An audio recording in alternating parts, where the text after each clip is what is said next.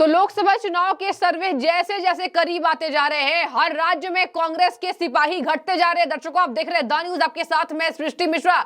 चलिए आपको छत्तीसगढ़ से कांग्रेस के लिए बुरी खबर सुनाते हैं, और ये बुरी खबर अपने आत्म मंथन के लिए इतनी जरूरी है कि आप नाम सुनकर चौंक जाएंगे। भूपेश बघेल के करीबी नेता चंद्रशेखर शुक्ला, भूपेश बघेल के करीबी नेता चुन्नीलाल साहू विधायक रहे हैं, चंद्रशेखर शुक्ला महामंत्री रहे, ये सब कांग्रेस छोड़कर बीजेपी में शामिल होने वाले हैं। बड़ी खबर इस वक्त की, पार्टी से इस्तीफा दे दिया। छत्तीसगढ़ से बड़ी खबर सामने आई है, 15 विधायक कांग्रेस से रूठ चुके हैं। इसके साथ मैं आपको बता दूं, केवल यही नाम नहीं है, एक बार मैं आपको नामों की लिस्ट पढ़कर सुनाऊंगी और जरा आप सोचिए कि छत्तीसगढ़ में ये क्या हो रहा है।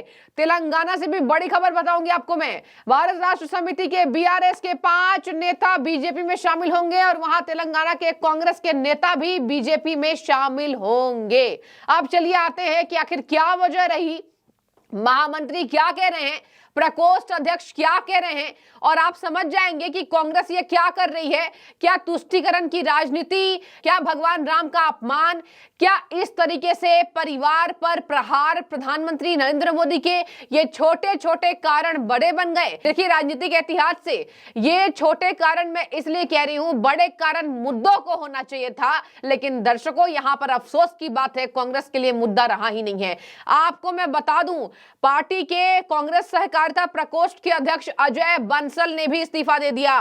कई नेता कतार में खड़े हैं, 15 एमएलए फ्रॉम छत्तीसगढ़ भूपेश बघेल के सब करीबी हैं, सब कांग्रेस छोड़ेंगे। एक की फोटो तो हवाई जहाज में उनके साथ बैठने की आ रही है। चुन्नीलाल साहू की, ये बड़े करीबी बताए जाते थे भूपेश बघेल के, चुन्नीलाल साहू कांग्रेस को छोड़ चुके और कह रहे हैं पार्टी में अनदेखी की जा रही है। आपको मैं एक और बात बता दूं, ये एक तरीके से राजनीतिक विशेषकर ये भी बोल रहे हैं कि जैसे जैसे इंडिया टीवी सीएनएक्स के सर्वे आए, जैसे जैसे जी न्यूज मैट्रिक्स के सर्वे आए, दर्शकों सर्वे के बाद से फड़फड़ाहट घुसी हुई है कांग्रेस के नेताओं के भीतर, और ये दिखा रहा है कि उनके नेता ये मजबूर तो नहीं है कि वो कांग्रेस की जड़ पकड़े रहें, उनको जहां फायदा दिखेगा वो जाएंगे। इनको ऐसा लगता है कि बीजेपी आने वाली भविष्य है, और देखिए बीजेपी में शामिल हो चुके हैं ये 15 के 15 एमएलए। यहां तक खबर ये सामने आई है कि ये जल्द से बीजेपी ज्वाइन कर सकते हैं, और इसके साथ ये ईडी की रडार पर भी थे, ये ईडी की रडार पर भी थे। अब कांग्रेस कहेगी कि बीजेपी में जाके वॉशिंग पाउडर निरमा से धुल गया क्या, तो देखिए ये तो तय करेंगे नेता, और बीजेपी बड़े ही चौड़ होकर ये कहती है। आप देख लीजिए सुधांशु त्रिवेदी को, आप सुन लीजिए गौरव भाटिया को, आप सुन लीजिए शहजाद पूनावाला को, ये सब राष्ट्रीय प्रवक्ता मैं आपको बता रही हूँ, यही बीजेपी का तथ्य रखते हैं। इन सबके सामने डिबेट में जब से पूछा जाता है कि आपके आने से वॉशिंग पाउडर में धुल गए क्या, तो बड़े ये चौड़ होकर आपको बता दूं ये तथ्य रखते हैं कि एक नेता ऐसा नहीं है जो इधर आ जाए तो उसके ऊपर चल रहे केस खत्म नहीं होते। चलिए अब नामों पर आते हैं, अपने अपने तथ्य रखकर ये राजनीतिक पार्टियां आगे बढ़ रही हैं। अब फिलहाल कूच का माहौल आ गया है, सरगर्मियां तेज हैं, और इसी बीच इंडिया टीवी सीएनएक्स का सर्वे बड़ा आया है, जहां पर लोकसभा चुनाव में बीजेपी को भारी बहुमत मिलती दिखाई दे रही है। अभी मैं ये नहीं कहूंगी कि आप छाप कर रख लीजिए कि बीजेपी के इतनी सीटें आएंगी, लेकिन सर्वेस के आसपास ही मामला फटकता है। कभी कभी सर्वे गलत भी हो जाते हैं, लेकिन देखिए आसपास तो रहते हैं। अब 378 सीएनएक्स दे रहा है, तो जरूरी नहीं है कि लोकसभा चुनाव का जब रिजल्ट आएगा, जो टेंटेटिव लोकसभा चुनाव 15 मार्च के बाद कभी भी ऐलान हो सकता है, और आपको बता दूं 7 चरणों में लोकसभा चुनाव होंगे। कहा जा रहा है कि पूरा मई का महीना चला जाएगा, लेकिन अभी मैं कुछ नहीं कहूंगी कि मई में होगा या अप्रैल में होगा, लेकिन मैं आपको बता दूं इस बीच सर्वे ताबड़तोड़ सामने आ रहे हैं। इंडिया टीवी सीएनएक्स में बीजेपी को, यहां पर जो बीजेपी कह रही है कि यहां एनडीए 400 के पार और अकेली बीजेपी 370 के पार, तो आपको मैं बता दूं इंडिया टीवी सीएनएक्स के सामने से बीजेपी को 400 से कम सीटें मिलेंगी, लेकिन आपको बता दूं ये आंकड़ा 378 का है। 378 सीटें अगर बीजेपी को मिलेंगी सीएनएक्स के हिसाब से, तो आप समझ जाइए कितना भारी नुकसान राहुल को, सोनिया को, खड़गे को, लालू को, अखिलेश को, केजरीवाल को, ये सब अलायंस करके जुटे हुए हैं। आप आज से चुनाव में लग जाइए, आज से चुनावी रिजल्ट्स जो है वो पहले बता देंगे, क्योंकि कांग्रेस का इस्तीफा यही बता रहा है। कांग्रेस का इस्तीफा, बड़े बड़े राजनेताओं का इस्तीफा ये बता रहा है। सुरेश पचौरी एमपी में, महाराष्ट्र में यहां पर पूर्व सीएम शामिल हो गए, तो अब और क्या चाहिए। चौहान जैसे नेता अगर शामिल होंगे तो क्या आपको लगता है कि बीजेपी जो सेट करके रखी है उससे नेता नहीं हो रहे हैं इंटरेस्टेड। अब लोग कहते हैं कि बीजेपी पर इल्जाम लगाते हैं ये तमाम विपक्षी पार्टियां कि बीजेपी खरीद रही है। तो देखिए, खरीदेगी तो वही माल जो बिकेगा। मैं ऐसा इसलिए कह रही हूं, पार्टी कोई भी हो बाहें फैलाकर रेडी रहती है, चाहे वो बीजेपी हो चाहे वो कांग्रेस हो। अगर बीजेपी का नेता कांग्रेस में जाना चाहेगा, अब मैं आपको बता दूं, पहले लिस्ट में नाम क्या नहीं आया उनका, नितिन गडकरी का। पूरी विपक्षी पार्टियां हावी हो गई बिल्कुल। नितिन गडकरी बिल्कुल, मतलब समझ जाइए कि मोदी के नगीने जैसे हैं वो नितिन गडकरी, और क्या शानदार काम करते हैं। विपक्ष का एक भी नेता उनकी शिकायत नहीं कर पाता, एक भी नेता उनके खिलाफ विरोध नहीं कर पाता। नितिन गडकरी महान नेता है और सब उनका सम्मान करते हैं। ये नितिन गडकरी के पीछे पड़ गए।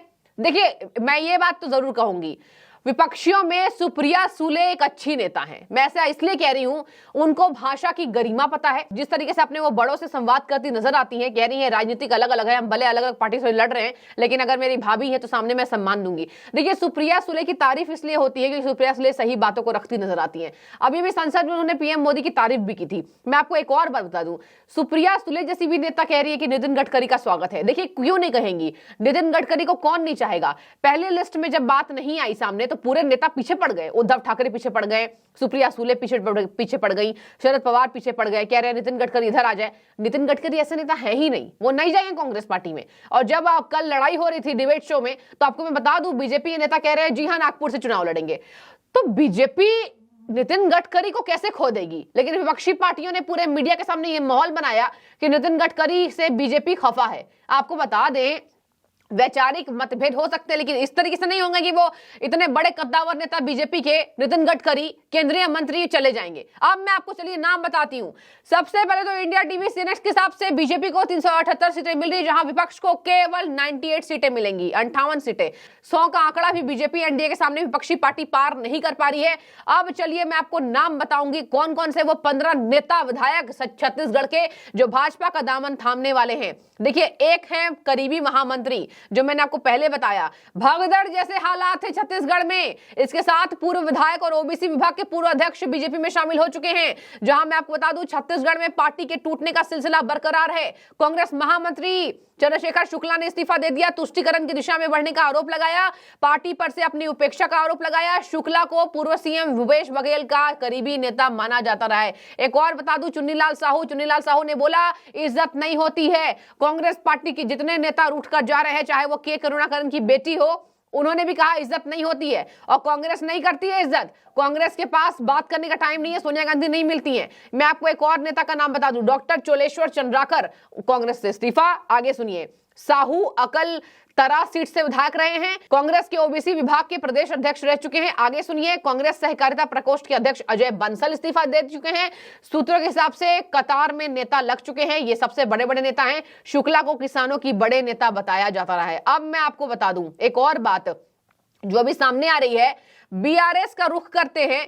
4 बीआरएस के लीडर और एक कांग्रेस के लीडर तेलंगाना में बीजेपी को ज्वाइन कर चुके हैं। नाम सुनते जाइए, के लक्ष्मण, तरुण चुग, ये बीजेपी पार्टी ज्वाइन कर चुके हैं। और इसके साथ मैं आपको बता दूं, पीएम नरेंद्र मोदी के लिए उन्होंने कहा कि पीएम मोदी भ्रष्टाचार के खिलाफ लड़ाई लड़ रहे हैं और इसी के साथ हम आगे बढ़ेंगे। और देखिए, ये के चंद्रशेखर राव के लिए करप्ट गवर्नमेंट बता रहे हैं कि चंद्रशेखर राव ने करप्ट गवर्नमेंट बनाया है, यही वजह है कि हम छोड़कर जा रहे हैं। Modi is working for the country, BRS के लीडर और इसके साथ कांग्रेस के जो एक नेता है उन्होंने कहा Modi is working for the future. ये कहा है, Modi ji is working for the future of this country, that's why we are left with BRS and that's why we are lefting the Congress party. Congress party को ये छोड़ रहे हैं, बीआरएस को छोड़ रहे हैं और कह रहे हैं मोदी जी जो है वो फ्यूचर के लिए काम कर रहे हैं। Modi ji is working for the country. तो आप अंदाजा लगाइए कितना बड़ा नुकसान। आपको मैं बता दूं, 70 दिन से कम रह गए हैं चुनाव में, और चुनाव में इतने कम दिन में इतने ताबड़तोड़ इस्तीफे, बिल्कुल दौड़ कर जा रहे हैं बीजेपी के नेताओं से मिलने के लिए। ये नेता यानी कि आने वाला भविष्य बीजेपी का है, इससे कोई जुटला नहीं सकता है। लेकिन हम बनाए रहेंगे नजर कि और क्या होता है। यहां पर हद पार तब हो गई जब कांग्रेस के मेन नेता सो कॉल्ड सोनिया गांधी, मल्लिकार्जुन खड़गे मिलने को तैयार नहीं है, उनके नेता जा रहे हैं। बड़ा आत्ममंथन का विषय है। आप बताइए, अंदर कला जबरदस्त, टूट जबरदस्त, कांग्रेस में मच गई भगदड़ और अब बीजेपी का कुनबा हो रहा बेहतर। जरूर कमेंट कीजिए। बहुत शुक्रिया।